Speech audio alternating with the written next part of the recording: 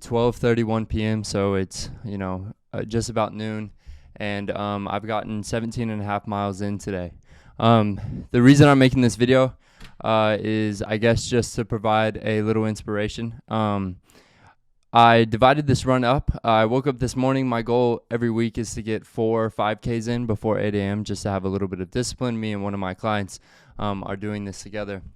And this is kind of how we hold each other accountable. And then afterwards, about 2 hours later, or an hour and a half later, I ran 14 and a half miles. And, I never thought I could do this. If you would ask me, 2 years ago, if I'd be able to run 17 and a half miles like this, I never would have thought so. I didn't run track in high school. I didn't run cross country. I ran track in middle school, ran the mile, and I absolutely hated it. I actually, really used to hate running, and I've begun to love it now. And if I guess the reason I'm making this video is, something might be hard, or something might seem like, daunting or overwhelming. Like, I'll tell people that I ran, the goal was to run for 3 hours today, and I tell people that, and they're like, 3 hours, they're just completely blown away by this.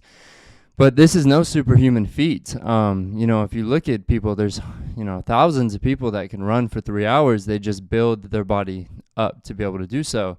And you can literally teach your body how to do anything. You can go from being able to run nothing to running a mile, and then 1 to 2, and then 2 to 4, 4 to 8, and so forth. And this is exactly how I taught myself. About a year and a half ago, I ran my first marathon, and I only trained for it for 7 weeks. The furthest I'd run before that was a 10K.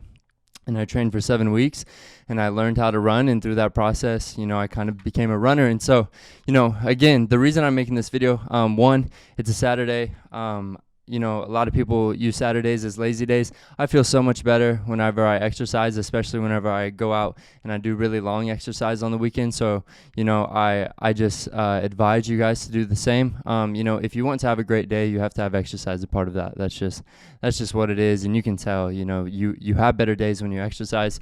And then two, if you think that you can't do something, especially in the physical realm, that's not true.